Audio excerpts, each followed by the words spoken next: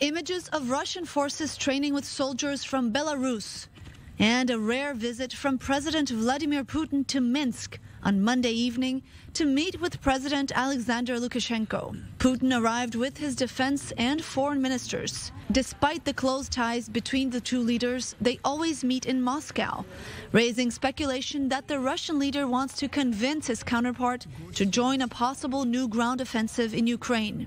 In his nightly address, Ukrainian President Volodymyr Zelensky said defending the country's border with Belarus is a priority.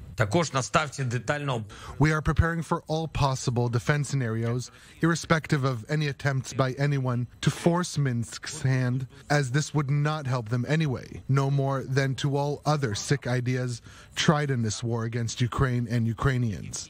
It could just be a ploy to divert Ukraine's attention and soldiers to the north, or it could be a new development in the war.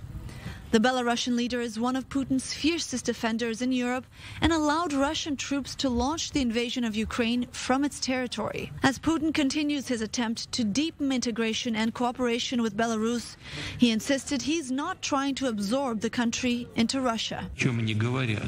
It's not about absorption. It's about coordination of economic policy, just as it's done by many other integration associations. Everything else is superficial, nonsense. These are attempts by our ill-wishers to slow down our integration process. Let's be frank. Are we able to defend our independence and sovereignty alone without Russia?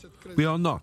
And in difficult times, Putin did not refuse to help us. U.S. State Department spokesperson Ned Price called Putin's statement the height of irony and said Washington will continue to keep an eye and will respond appropriately if Belarus provides additional support to Putin. Meanwhile, on the ground, the war continues, with Moscow launching a kamikaze drone attack on Monday and hitting homes and key infrastructure in and around Kyiv.